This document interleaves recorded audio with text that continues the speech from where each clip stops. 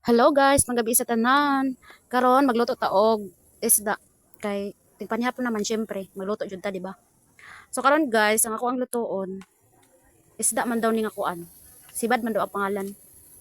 Di naman gud ako siya mailhan kay gikuan naman gud siya gitadtad na daan ba kay bagan murag dako jud ni siya nga isda mo gitadtad na siya daan.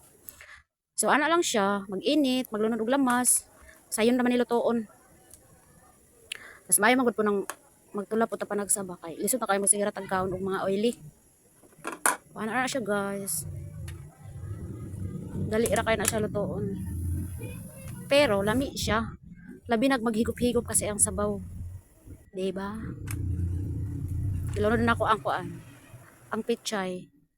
Pero wala na ko gisabay ang katong kanayang dahon kay malata man siya. So ana na siya guys.